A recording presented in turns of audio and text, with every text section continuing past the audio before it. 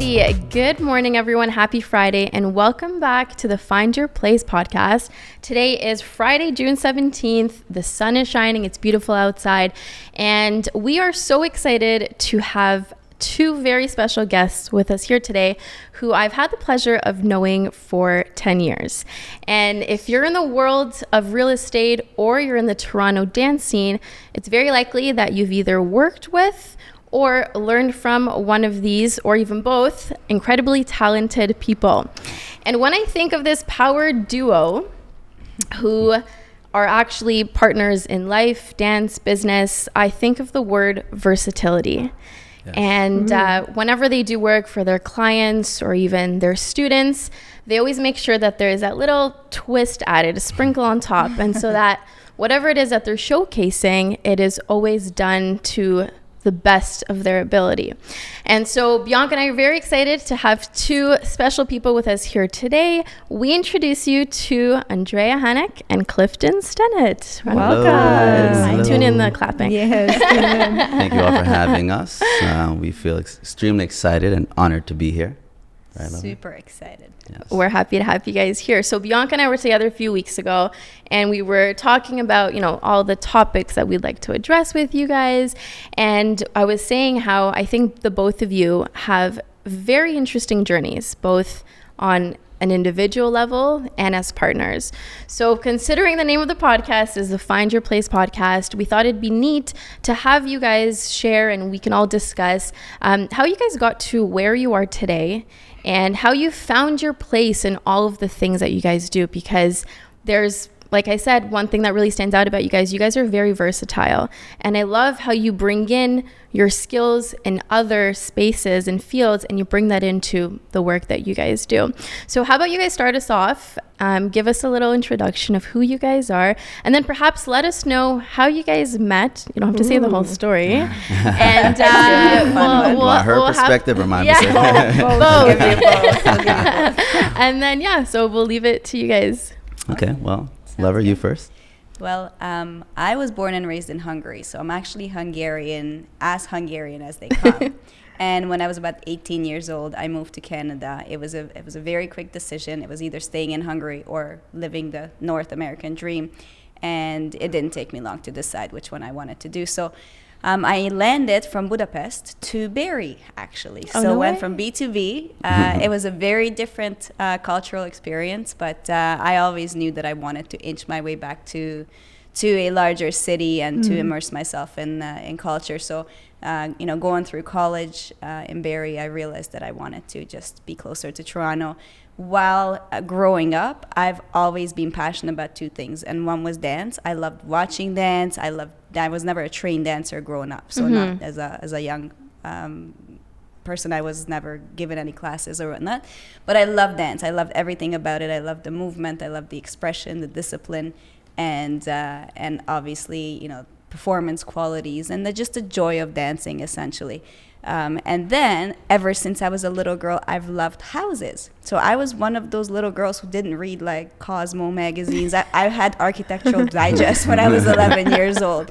So, and I made my dad drive me around and look at beautiful homes in Hungary, and architecture in Europe, as you know, it's a whole different ballgame. So those two loves have really kind of carried through the path that I've taken to where I am today, and that I think also is a great segue into why I am where I am today, because I do believe that if you really want to be successful in life, and whatever your definition of success is, and if, let's say, we're talking about a profession or a hobby, you want to be passionate about the core of what it is that you do. So for me, I've loved homes and I've loved dance, so it was just a natural fit for me to follow those paths. Interestingly enough, when I moved to Canada, I did not really have a home. So I moved in to a home that wasn't a good environment, and then I had to find a place to live. So I rented a room in Barrie. Oh, wow. And at that point, and to be quite frank, motivation for me was very much fear-based at the time. Yeah. Because I said, I will work until I make sure that I don't ever have to feel like there's no roof over my head, basically. Right. And that's not to say, I don't want to say I was homeless by any means, but it wasn't a good, easy environment to be in. So that fear base, that was the first, push of or catalyst to, again, growing our wealth and our, our mini, we could call it our nest egg or empire, whatever you want to call it. I like empire. I like empire too. And so that's how it started for me. And through, going through college and having a career job, I realized that reaching my full potential within the corporate environment would be much more difficult. I was always a little bit of an outsider. So for me, I needed to find an outlet where I knew that the success is in direct relation to my effort, basically. And there's no ceiling, there's no limit. So that's how I've grown to where I am today. And I think that was part of the journey as to how I met Clifton as well. That's so beautiful. So that's the nutshell story. Wow, how do I follow that? Give it a try. That was awesome. There goes nothing. Well, as you know, my name's Clifton, and I am born here in Toronto. But my parents are from Jamaica, and I come from a very, very strong Jamaican family and upbringing. So culturally, if those of you who know are familiar with Jamaican culture, music and dance and singing is a large part of it, right? So, coming out of the womb, I've always been dancing and singing, always. And that combined with some principles, some foundational skills that I think my father and my mother, but a lot of it from my father instilled into me was a few things. And it carried from since I was a little child to now. One being, if a man doesn't work, he shouldn't eat. That's one. Ooh. Two, if you decide to take on a family, meaning having a child or taking on a wife, your responsibility is to take care of them and to provide for them by any means necessary. So it's not like love is great, but love really has nothing to do with it. It's your job. I tell my son this all the time. I'm doing this for you. Yes, I love you, but that's not why I'm doing it. I'm doing it because it's my job. I took on this responsibility. So you decide to take on a family, it's your responsibility to make sure you're supporting them. And then the other thing, which I think I got this more from my mom, is to have fun throughout this whole process called life, right? So, I'm sure we'll dig deeper into that as this little conversation progresses. But in everything that I try to do, I try to apply those things to it. So a lot of the things that I've done many things in my life. I'm not the type of person, like Andrea is a real goal-getter. She sets a goal, I will always bet on her. Same if you here. bet against her, you're losing your money. I promise you that. She sets goals and she attacks those goals. For me, I have goals as well, but it's more like, you know what? I like this. I think I could be good at it. Let me go do it. I relate. I'm that kind of person. And and throughout different stages of my life, I've been kind of paired up with, or I guess attracted to, other people that have kind of given me that extra push to say, hey, not only are you good at this, but you can actually make it at this. And right? excel. And excel. And Andrea is definitely one of those people as it pertains to where we are right now. She's like, hey, you're great at this. Now light a fire under it. Yeah. And I'm like, okay. And then so said, so done. Right. So, I think a lot of it for me is not only goal setting and goal oriented, but really just being able to take a risk on yourself and betting on yourself. I find that when I look back at my life and I look at the things that I've done, I'm like, I always think back, I'm like, well, this person actually pushed me to do that. And then this person actually pushed me to do this. So now if I meet someone on the street and they say, hey, you should really go do this, I'm going to go do it. Because Already there. Yeah, I'm going to go do it because it's worked thus far, right? So try things, go out there and try things. Ooh. Well, what about that other question, the important one, how you guys met?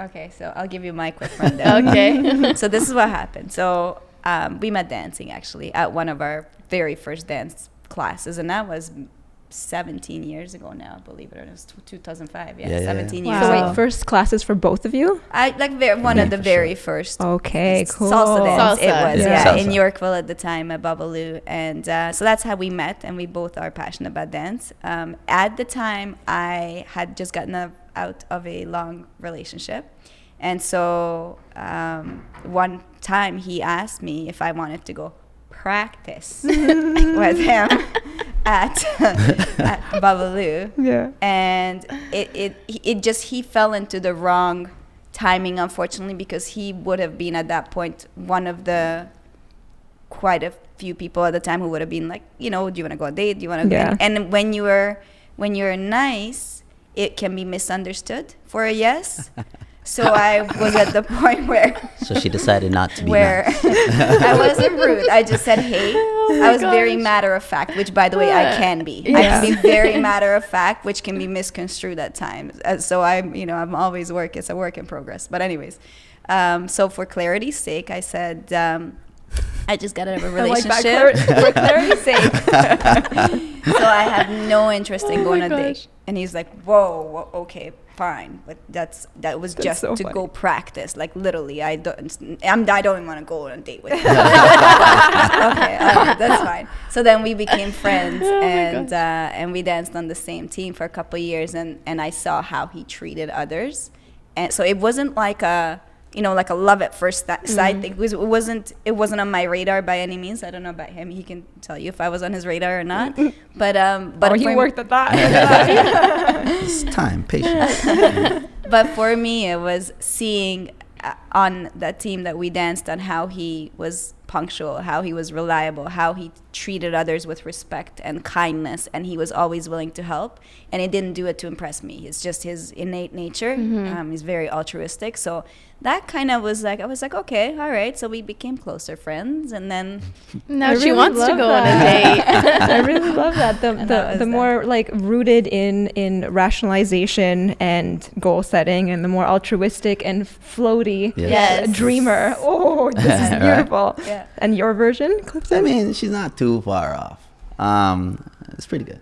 So we were going to Babalu at the time. Babalu had like an after work like lesson, if you will. So I had just gotten into it, and I'm like, man, I'm loving this thing. I'm gonna go and get this lesson in pretty much it was every Tuesday, right? yeah, every Tuesday. Yeah. So right after work, boom. I used to work for IBM, and I'd come in like my dress clothes and everything. Boom, I'm there. And we'd see each other every week. We dance with each other every week, Yeah. right? So I don't know. I'm just thinking it only makes sense. Let's get together and gosh, I love progress together in this new skill that we're trying to get better at. That's the way I saw it. So, she was sitting there, and I remember I'm not good with names, but I'm good with faces and pictures. I could see it. So I remember her sitting at the bar. As soon as you come down the steps there's a bar right there. She's sitting at the bar waiting for the lesson to start. She has on these light blue jeans ripped. I love ripped that in you the front, remember. This right? is beautiful. And she has on like a pinkish kind of belly top looking short sleeve thingy, right? Am I right? No, you're right. Yeah. Wow. So, Remember very accurate. Details. so 17 years ago. all right. So I'm like, well, it only makes sense. This is the only logical thing to do is to ask her to practice, because it only makes sense, right? So I go up and say, hey, so we're here every week. Like, I'm just thinking if you're available, maybe we could meet up an additional day to this practice and practice together. She gave me one of these. Boom, looked at me, boom, eyes. This is the camera. This camera's looking at me. She looked at me. She was like, listen, I just got out of a long-term relationship. I'm not interested in seeing anybody else, so no. It's like, oh, okay. Thank you for your time. And I just walked away. Right? So, Basically. and that's 2005. And, we would dance. At that time, she started dating somebody. I was dating somebody as well. But we would dance socially, and then we joined a team, or I joined a team, and then she joined it after. And she walked through the door, and I was like, Look who it is. look who it Look is. who came back. Right. And then, as time progressed, Yeah. she Got closer and realized that we closer. should have just practiced 3 years ago. Ah, see, I love that. I think we needed that time, though. Yes, things yeah. for sure. fall into place usually. It's almost like a pre-orchestrated manner. So in Always. terms of your guys' careers, Yes. when did you you started dancing around the same time? Did you guys start going into real estate at the same time? So no, I actually started earlier than him. So I had my license about 16 years ago. Okay. So about 16 years for me, and I think you're on year 7? Yeah. Yeah, so about 10 years after. So what happened was I worked for a large corporation, Magna International, massive multi-billion-dollar corporation. And I did really well, extremely well for, being a drop in the ocean there. But again, very quickly realized that I had the inspiration and the motivation to really take it to a whole different level. And that environment would have never allowed me to do what I've accomplished, not under that umbrella. Not because it's not a great company. They're a great company, excellent employment and all that, but because it was just, I was a drop in the ocean there, basically. So then I knew I loved homes. I actually first got my stock trader license first. She was always going to make it. She was always going to make it. It doesn't matter when She had to pick what it was. There was there was from when I was little, though. From when I was very little, I was always different from the other kids, which did cause some friction. But at the time I was 14, I had a conversation. I never forget this. This was one of those pivotal moments. I was talking to my girlfriends and this back in Hungary, and so we're in the early 90s, and there's not a lot of wealth. But I said, hey guys, one day I will have a red Ferrari. And it wasn't well received because they're like, there's no way, like that doesn't even exist on our continent. Okay, no, fine, in Italy of course, but in Hungary there was no, maybe one or two at the time, right? So I always knew that I wanted to really create something epic. So I think life is meant to be lived epic. I don't like boring days. I like things that are exciting. I love trying new things and traveling and things like that. And that's also why real estate was such a good fit for me, because there's so much variety, and every day I wake up to a new day, a new challenge, helping somebody new. So it really kind of fits into what I love to do anyways. So I got my license, and then I jumped into real estate from Magna and built my business practice from there. Now, did you join a team at the time, or? So good question. I did not. And the reason is because I am a very strong individual. And again, that came from, you're a little bit of the environment. I find that's a lot of Eastern Romanian. Yeah. And my whole family, every woman in my family is the same. Yeah. And basically I did explore it once, and there was somebody who said, why don't you join my team? But their branding, their mission, vision, value, the color, everything that the colors, the colors line. She's creating her art coming out. This is the thing, though. Like, it's, to me, creating a good, strong business, and every day we get a little bit each day we get a little bit better, but it's in the details. You have to pay attention to little details, and if you don't, it's kind of like building your business on quicksand. You have to get those little things right. You should see their kitchen. It's every single detail was thought out. So the colors were a thing that I was it was not aligning with what I would have, one of the many things. They're lost. So I said, you know what? So the premise was, I'm losing my name. I'm losing my identity. I don't get to create my branding, which I was extremely, by the way, at Magna, I created a product within Magna that I branded from logo to the last little detail, to training manuals. I get to travel the world to teach people on this particular IT app that I took on. So I created, and it became extremely successful. So I knew that branding was one of my strengths. So I said, no, I'm going to give it a try on my own. And there's no option to fail. So I love that. No option to fail. Yeah. And then how did you come into it? It's a great question. So not the same as her. My path's a little different. So I've always been, people don't believe this about me because I don't talk about it a lot, but I'm actually a nerd. I'm a real geek. Like, I like IT. I love IT. I went to school for computer engineering and technology, and I wanted to be an IT guy. That was my goal. Wow. I wanted to be now, they say, most adults, they change career paths like 5 times, right, throughout their life. And I'm probably on my 3rd or 4th right now. But most of it has always been in IT. I started off just wanting to work with, fix, repair, build computer technology. So I got a job out of school in IBM, and that was in 2002. And I started literally at the bottom, like answering phone calls. Oh, you want to speak to Mr. Bill Smith? Sure, let me transfer you. And worked really hard and worked my way up to a sales position. But before that, I was in a procurement department. And this is, again, why I say, if someone who doesn't know you and doesn't necessarily love you tells you that you're good at something, don't just take it as whatever. look into that, because they have no reason to tell you that, right? So my manager at the time was like, Clifton, man, you have the gift of the gab. You should consider a sales role. I'm like, I don't want to sell nobody anything, man. I'm good. He's like, okay, listen, they have an overflow team because these guys are getting too many calls. They're creating what they called was a SWAT team. And he's like, try it out for a couple of weeks. If you don't like it, I'll pull you off of it. I'm like, do I get more money? He's like, yeah, so sure. So I did the team and was very successful at it, like blew it away. And he's like, man, the manager wants to interview with you. He's like, go do the interview. I'm like, fine. Did the interview, got on the team, got my first commission check, and I was like, now I'm going to reconsider. Yeah. That's where the love of commission checks started. Yeah, exactly. EFT. Yeah, right, exactly. Well, back then they were like checks. But anyway, I said, okay, I love sales now. So I was a sales guy. I worked for IBM. I worked for SAP. I sold all technology, hardware, software, and did that for like 12 or 13 years.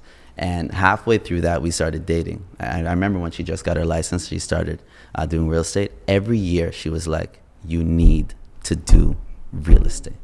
I'm like, I don't really have an affection necessarily for houses and structures and stuff like that. She's like, every year you need. So finally it came to a point where I was like, man, I'm done with this IT stuff and try something different. She's like, go get your license. Just go get the license. Yeah. Went and got the license, dove in, and the first few years were tough, as we all know. Yep. Right? But once I got into the swing of things and really understood kind of what I have to offer and my positioning, because I don't think that you can go in and necessarily follow someone else's framework. You have to understand what works best for you. True. And who you work best with. True. Because there's not everyone out there is for you, nor are you for everyone out there. Mm-hmm. So I think I got a grasp of that and kind of remarketed myself, and I never looked back. As the dancing realtor. Yes, that is right. So what is that? What is that exactly? Okay, so the dancing realtor, what it means to me is I refuse, and this is for everyone watching, I refuse to hide behind the things that I love to do. I refuse to pretend to be something that I'm not.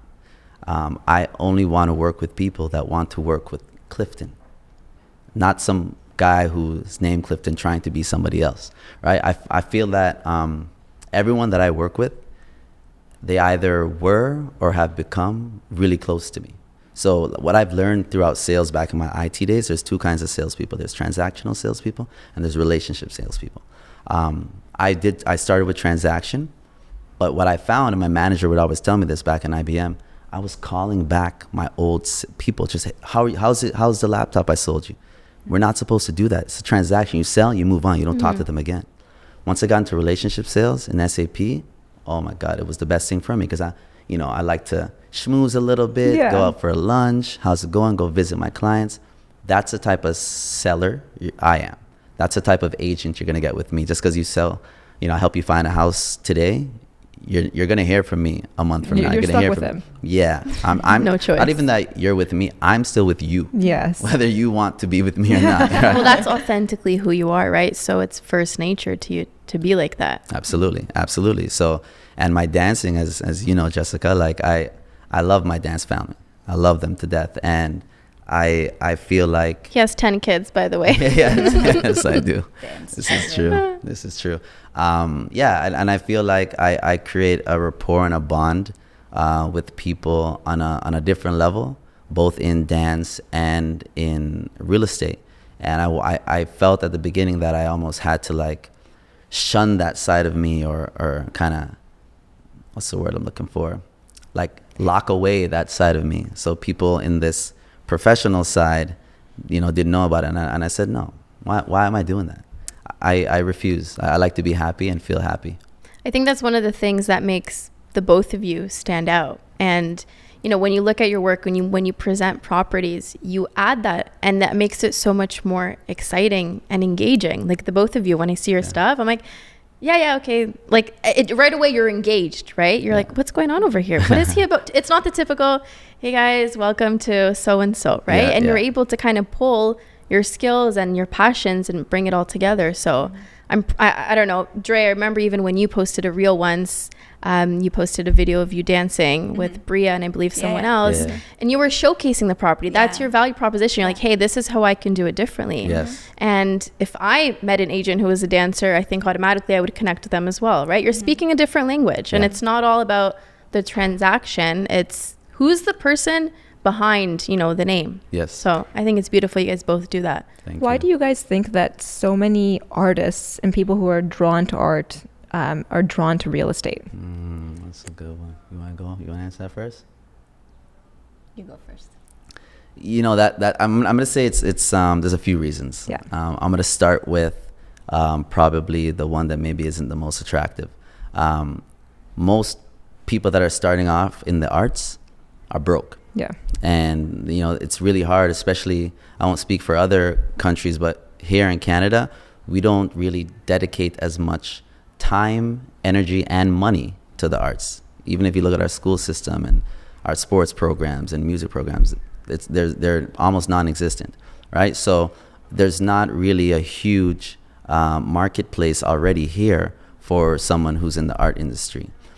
So if you're a struggling artist and you're like, wait, I want to be able to do my art, but I have to make money as well. Real estate is one of those professions where you can almost, you don't have a boss necessarily, depending on what kind of realtor you are.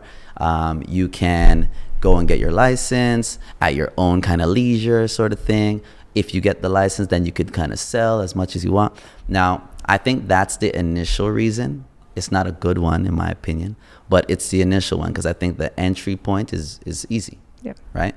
But then I think if you're of a mindset where, you see that this is something that could actually be not only an income, a stream of income, but it can also be a career, right? Then you might find a way to kind of collabo the two and make them mesh together. Like in my whole dancing realtor thing, I've met singing realtors, I've met teacher realtors, I've met so many other different people that like reach out to me and they're like, man, I love this idea.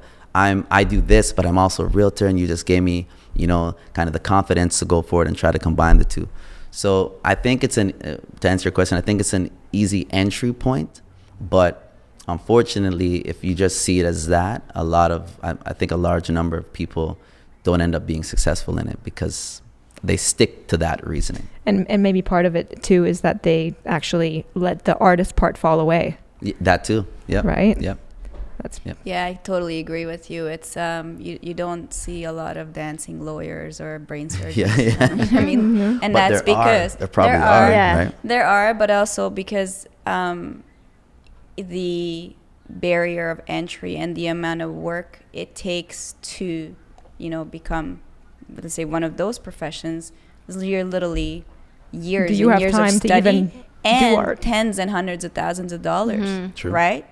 Whereas real estate, in my opinion, is one of the most, I don't want to say responsible, positions with one of the highest responsibility for a human being with the lowest barrier of entry. And that's actually one of my, say challenges that I've seen our industry face over the years, that somebody could literally become a realtor within 6 to 12 months. And if you do have the gift of the gab, let's say, and if you are easily connecting with somebody, but you don't have the business acumen, the studies behind it, the research, the reliability, and all of the other things you need to become actually really successful and a qualified realtor, you can really do damage. Yeah. 100%. And I see it every single day. I'm like, because I go through listing, this is what I eat, sleep, and breathe, right? So I see things, and there's really 3 fundamentals when it comes to selling a property. There are 3 fundamentals that you have to follow and maximize to always create the best possible result. And the 4th factor is something you cannot control, which is the market conditions. But the 3 pillars are price, obviously, right? Pricing strategy and taking not just slapping a price on something, but taking the time to actually figuring out what is the best strategy for the current market conditions. If you do that, you're automatically, that everything is for sale at a certain price. You will get the property sold. Now, to really maximize what that price is, you need to consider two more things: the product, the house, what you do to the house or to the property. If it's an investment property, what are the things you can do to get it ready for sale, right? And that's one of the areas where I feel that nowadays with, so many realtors, I think we have over 60,000 realtors. I think it's 80. 80,000 I thought it was at 70, like every corner you can literally have a realtor. Yep. So I think one of the biggest things where I have gained a lot of strength too was adding extra value to my clients by helping them with every bit of getting that property for sale, whether it's staging advice, actually completely taking care of staging to make sure, because if it doesn't get done, I just know the price won't be as high as it could be. And then the conversation is, well, we didn't sell for as much. Yes, but we needed to do that to get maximum here, right? And then the third pillar is exposure, right? What do I do as a realtor? What can I do to get it in front of as many qualified eyes as possible? So those are really the three pillars. Now, it seems a little bit, simplistic, right? However, there are a lot of facets to those three pillars, and there's a lot of time that goes into each and every single one of those. Throughout the whole sales process, essentially. So you have to be able to maximize those, and you need a lot of education, and you need to surround yourself with good people, especially on the exposure side. Nowadays, it's not just MLS. It's not just a book that you flip open that used to be in, 20, 30 years ago. Even before my time, I think I escaped that. You remember those binder books? Everyone keeps talking about those. Everybody's seen them. I've seen them. Anyways, It's crazy. there's a lot of smart things you can do, and always being on that cutting edge of marketing to figure out how I'm going to sell this property now more than ever, because the market has turned and it's become I'm not going to say balanced, because for a balanced market, you need about 4 to 6 months worth of inventory. Right now, we have 1.3 months worth of inventory, but a much more reasonable market than what we had seen in the past few months. Yeah. So having said that, I think that once people get into this business and they realize how much there is to it to make it successful and to really make it on the other end, the statistic actually is 90-10. 90% of realtors quit after the first 2 years. So 10, that's the average. It's not even an 80-10. And then those who don't quit, picture this, those who don't quit, out of those, 10% does 90% of the business. Yeah. Wow. So it's not as simple as I'm going to hop into this and sell somebody's $2 million asset that they've worked for all their life. It's not that. So if anybody's considering real estate, I would say reach out to somebody who's really walked the path to get a realistic picture before you consider it. And not to discourage anybody, because you could be very successful, but there's a lot to it. 100%. No, but this is important. the hard truth. Like it is how it is. It's not all sunshine and rainbows. Yep. As you were talking about staging, Andrea, I was thinking about that story you told me once where I don't know if I'm gonna butcher it, but you were staging one property. You had a client call you, and you had a truck. You rented a truck, and this is how far Dre goes to get her properties ready. Like she will literally not sleep, and she got a call from her clients. Yeah.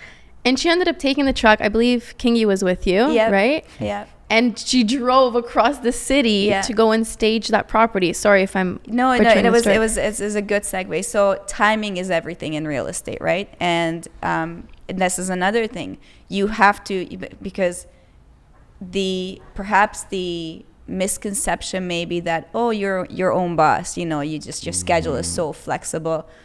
Yes, you have to set boundaries, absolutely. And as time goes on and as you gain more experience, I promise it gets easier and you will be able to do that. But in the beginning, it's like, you're basically bound by other schedules. And you need to accept, and I almost say need to accept that, because some people maybe from the get-go set boundaries and can be successful. But for me, if you really want to be successful, you have to make some sacrifices, right? 100%. So for me, the timing was, it just so happened that I literally was, and by the way, this is, back years and years ago. And today I have a great big staging inventory, which He loves that. He loves that. Because we've had to Where move is it from stocked? stores. Anyways, it's You ever see Storage Wars? oh my God, yes, but we're still together, so Yeah. you know we made it. You got this. You got this. Anyway, so I mean, it's very cumbersome, and it's to shout out to all the stagers out there, because it is it's a very tough job, and it's not. I'm gonna say it's not the most like lucrative business on the planet, but these people really care, and they care about making things look beautiful and helping people. Like that's a good stager. Anyways, at this time I was destaging a big house, and I just decided that I was just gonna do it. Don't ask me why, but I did. And I had a big truck that I rented. He helped me out actually with loading and unloading some things. And as I was loading the items back onto the truck, this is in the west end of the city, I had a client call, and he said, look, we need to have our house sold. This is a really close friend, okay? So somebody who's really close to me, and I naturally, care to make sure that they have, good representation. So he said, we want to go on the market right away. And I said, okay, what do you need? And he said, well, the property's in shambles. It needs staging. I said, okay, send me some pictures. And I swear, this is not a joke. I drove the truck from A to B, and it was a 3-hour drive. I used my stage. It happened to it was a big house that I had to stage too. They were both like 3,000 square feet. And I think I got home at like 4 a.m. that day with my son, who, by the way, has been in the business with me since in the tummy. Yeah, in the tummy, basically. So, you do now. I have I have an incredible staging team now, and I just call them and I say, come in, and I'm willing to spend all the money on it because I think it's so well worth it. And I do think you need some kind of competitive advantage, right? And you need to show your clients. Like, I'm thinking, if I'm selling my home and a realtor comes into my house and says, oh, I can sell your house, statistics and things like that, I'm the number one realtor, this and that, it's great. But what are you actually doing that's giving me value, that makes me know that you're really taking care of getting the maximum amount of money? Are you pulling money out of your pocket and investing into my home the way I have invested into my home to get it sold at maximum value? So that's how I think. So I feel that that's what I want to give to my clients. Keyword investing. And so I think this is a good segue into, I'm very curious to know what you guys have done together, because you mentioned when you first introduced yourselves, building wealth and building your empire.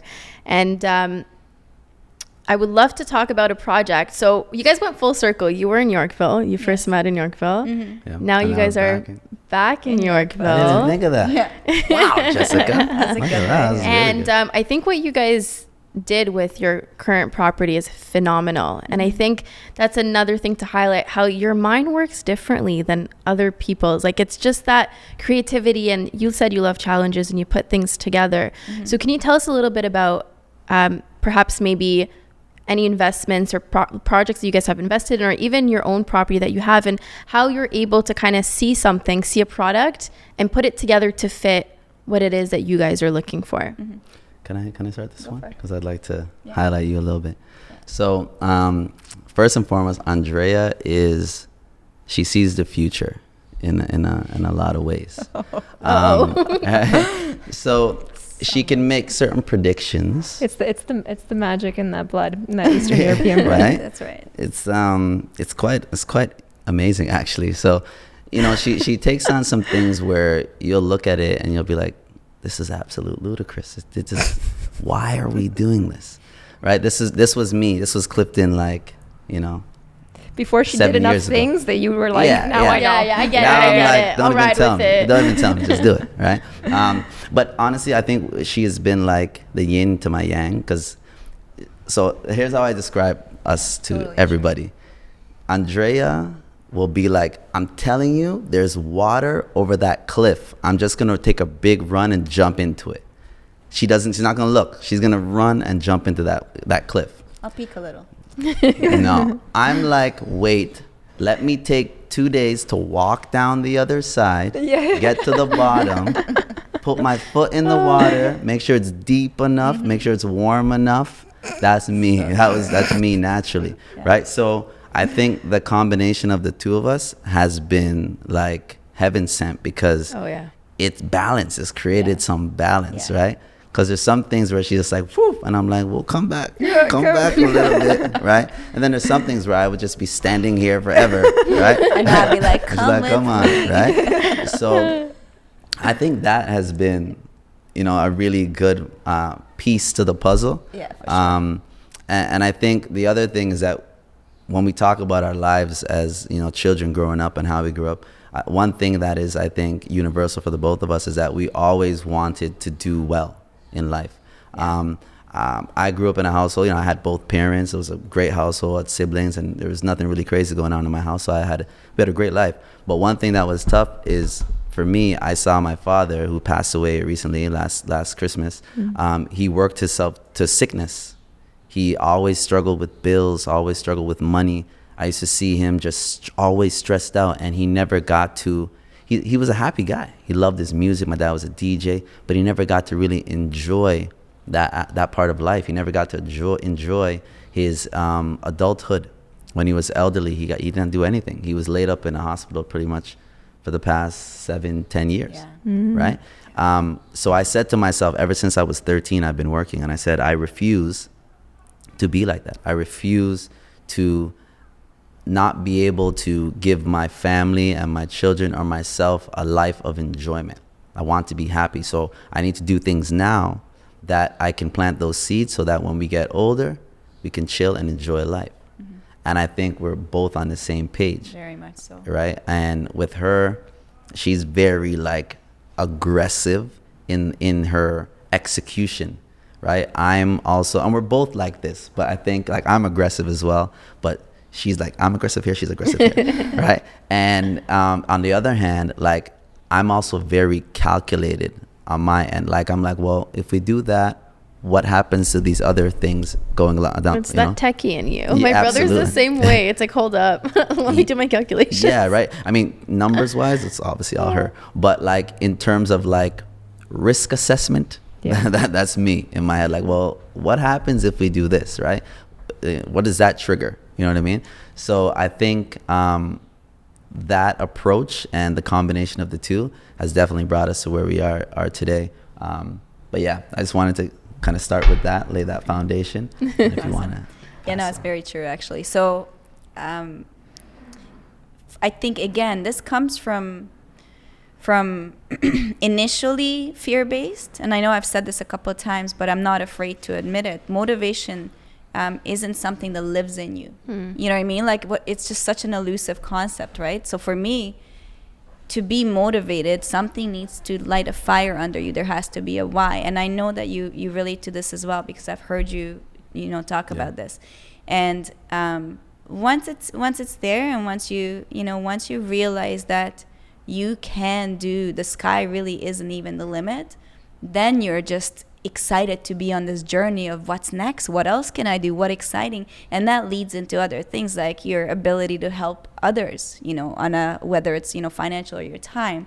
So it's to me, it's such a good platform to grow and live that epic life that I like to live. So that was how investing started for myself as well. So the very first thing for me was I was going through college as an international student, and the only job that I was allowed to get was on campus. So I became a hostess on the campus college bar and whatever. So I was working in a restaurant kind of environment, and then realized that you can actually make as much money as a hostess in Canada as a dentist makes in Hungary. So having that perspective to me was brilliant, because it gave me so much appreciation for every single dollar. And so that's what I did. I saved every single dollar. I worked in between my classes to pay my tuition, so I never had to deal with student loans. So to me, it's possible. It's just how bad you want it. It's what you're willing to sacrifice for it, right? So going through those years, I never forget this. I remember I said I needed about $50,000 saved. So it was little by little. Every night, at the end of the night, I would not go party. I would go to the bank.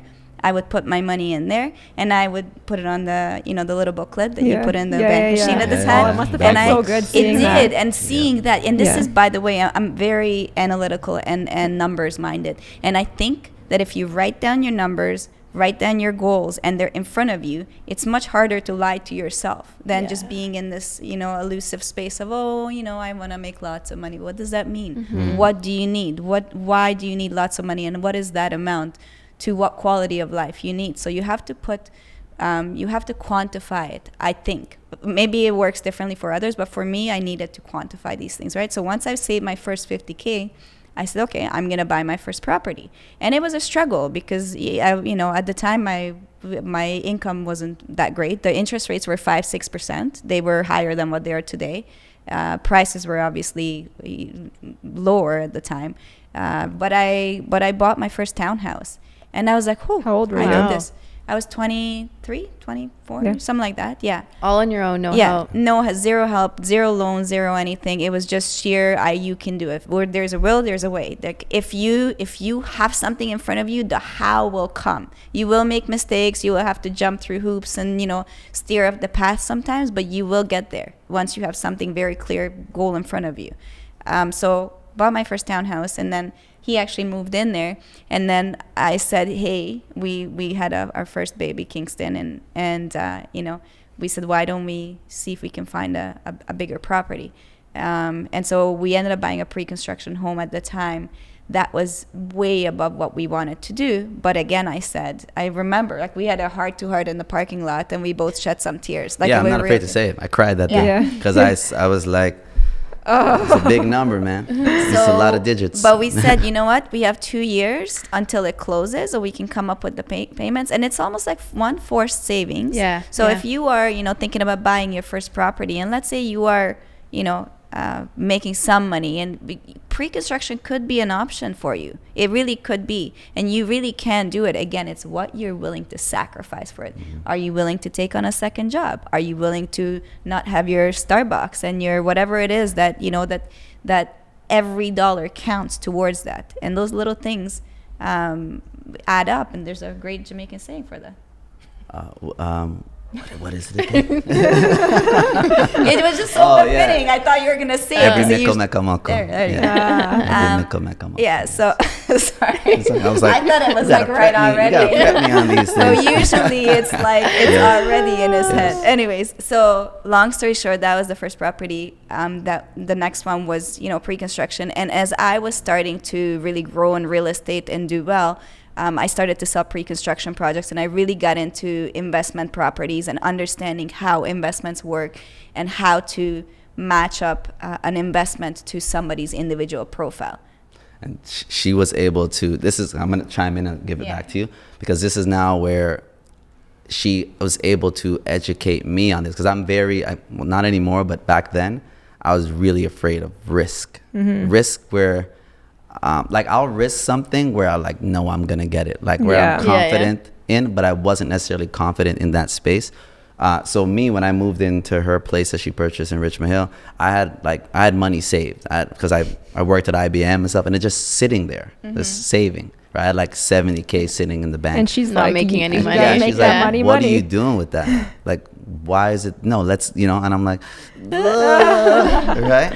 So that was the first nudge for me. Go ahead. To this day, actually, because we have some funds right now that are not allocated in our accounts. And so in today's environment, we're, as investors, are cautious and disciplined. And I think those two are the key things you need when you are an investor.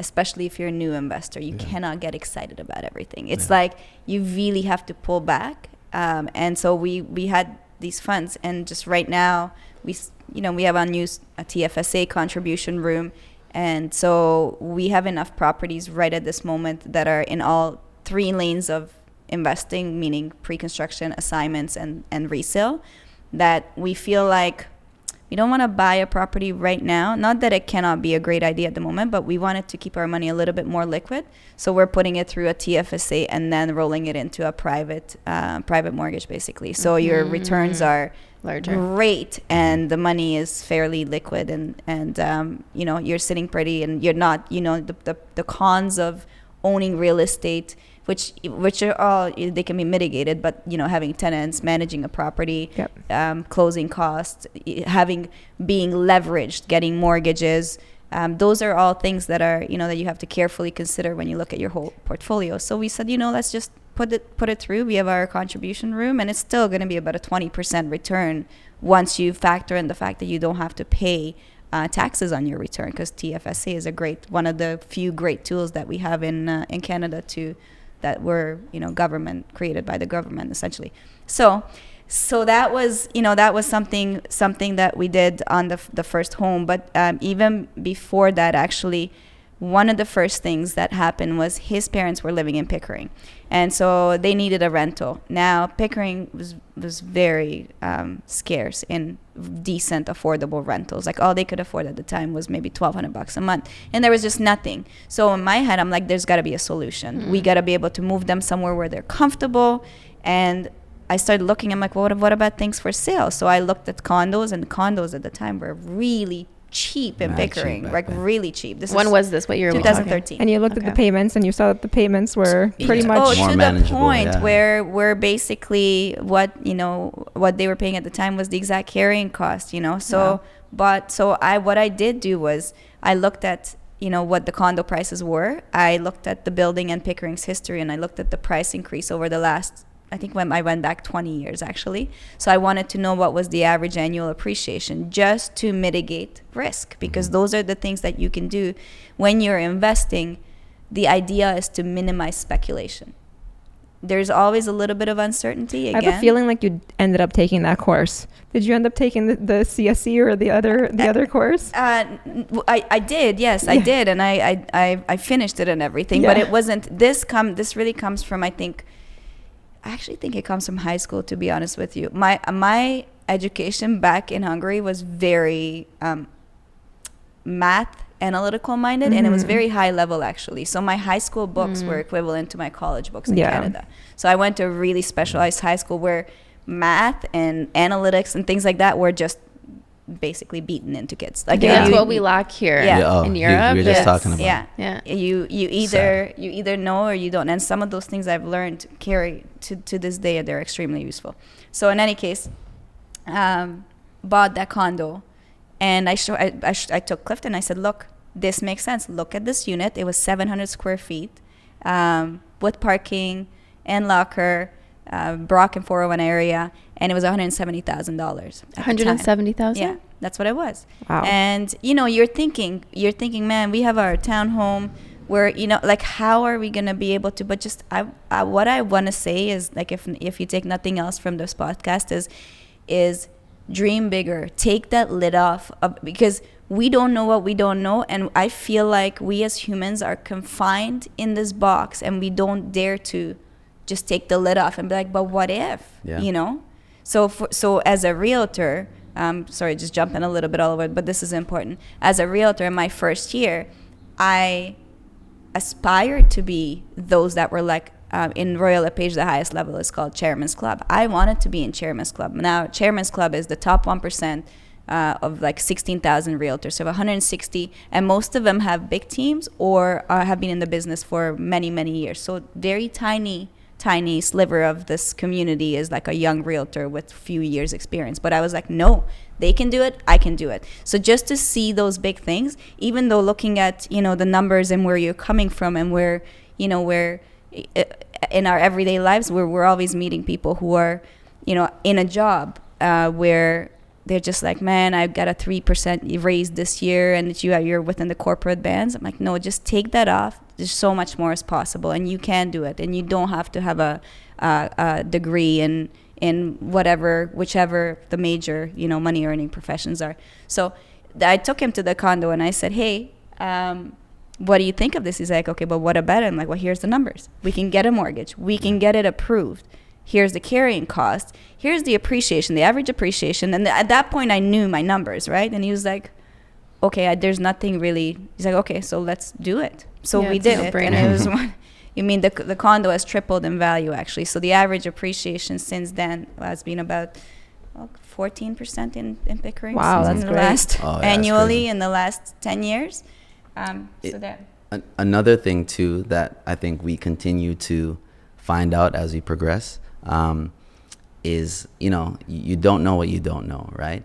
And as investors now, we're finding out that having a team surrounding you and that actually wants you and your investments to do well is key. So when I say team, like, okay, we're realtors. We understand the real estate industry at a very, very good, from a high level, well-rounded. She's been in it for a very long time. I've been in it for a while now, and I think we have a grasp on that. But from an accounting standpoint, from a mortgage standpoint, taxations and all these rules and regulations, law. So we've now created a circle. We have people specialized in these industries of taxation, account management, finances, mortgage, and we sit with them, and we've learned over the past 2-3 years things that I'm like, wow, mind blown. Like, this is why the wealthy remain wealthy. Like, these are things that, and I'm gonna say, I don't know if it's okay, but say whatever you like. These are things that they do not teach us in school, at least here in North America. They don't want you to know these things. And the things that we're finding out is like, oh my gosh, why didn't they teach me this? If I knew this in grade 9, I would have been wealthy at 30. Yeah. Absolutely. I mean? There's no question. Right. That's how the system is built that way, yes. right? Not everyone can have access to the information. So we're a little bit over time, but I do have one question for the couples out there that are sort of in the same industry. What would be your advice to a long-term partnership in life and in business? You want to go first? You go first. I'll do it. I mean, I say people, we get this question a lot. Clifton, you have 2 minutes. Okay, I'm going to be quick. So first thing, communication. You have to, and this goes for whether you're partners in real estate or in life partners or any other aspect of life. Communication is key. We are not mind readers. No one is trying to read your mind either. Just say how you feel. Mean what you say. I feel like he really said that on behalf of all men. Yeah, I was already about to say, I felt that so But then when we do, they're like, whoa, whatever. That's a lot. Date is not a date. True. Touche. But that brings me to the next pillar. So one was communication. The next one is compromise. You have to be willing to compromise. Another one for the men. Yeah, because I'm learning a lot here. Because when Clifton as an individual, there's certain things about me. I'm very meticulous in certain ways, and I understand and I realize now that most people can't deal with it. You probably would not be able to live with me because I just have things that I'm working on, right? We all are. Right? So you have to be able to compromise because you and that person are not the same. You have to give a little to get a little, right? So compromise. And the other thing is to stay true to yourself, right? Because even though we love each other and we make each other happy, I cannot depend on her to make me happy. I need to be true to myself and do what I need to do to make sure I'm happy, because when I'm happy, then she's going to be happy, right? So those 3 things, I'll keep it short. That's my suggestions and advice. Yes, and his third one, I completely agree with. And I think more so, I'm going to say women, we get a little bit more lost in making others happy. Because we're by nature, we're nurturing. We bring kids. You're hitting my soul right now, right? So going deep. So we tend to sit back, and not to say men don't sacrifice, and especially if you have somebody who's good. Like, I actually didn't necessarily think I was gonna have kids when I was growing up. I was never like, I want kids and this and that, but I saw how he was with kids, and I said, okay, I think I can do it with him. And he's literally, I have to say, a huge portion of my success in real estate especially has to do with him being a backbone. When I say, hey, I need you to get the kids, I need you to cook for the kids, he's the one that wakes up every morning, makes the kids breakfast, lunch, snacks. It's actually not me. Like, it's incredible what he does to contribute, and I think that's so commendable, because that's how you create that partnership. So yes, but from the other 2 things for me are respect. If you cannot communicate with respect, you just have to be able to do that, because you're going to chip away at your relationship slowly but surely. I'm talking about just basic communication, name calling or yelling or things like that, right? You have to be respectful to your partner because he or she's another human being. You have to treat each other with respect. And then the second thing for me is connection with where we are, business, kids, friends, life. Like, it's so easy to slowly drift. So whenever I feel a little driftish, because we're so busy, I'm like, hey, Hi. let's go and let's do something. And I think that effort has to come from both sides so that you still schedule time between you and your partner 100%. to reconnect and be like, are we still good? Do I, I want to hug you. I want to hold you. I want to, in whatever ways we express that connection, we have to stay on top of that the same way we stay on top of things we're passionate about. So those are the things that I think will carry you through for sure. Wow, that was beautiful. I think we're going to have them come on another episode. Yeah. There is so much I want to keep asking you guys on the family side of things, the dance side of things. It went by very quickly. This was probably one of the quickest feeling episodes. Yeah. Both are very well spoken and you have a lot of wisdom and insights to share. We would love to have you on. I'm just speaking on behalf of Bianca and I. Oh, she knows. She knows how I feel. I would love to. But yeah, that being said, thank you so much for joining us today. We hope that you enjoyed being here. Where can we find you guys on social media? Okay, so I'm actually very big on social media, and not very big as in I have a large, but I'm a big proponent of social media. So I only have one profile on Instagram, and that's Lux, Lux, real estate. So pretty easy to remember it.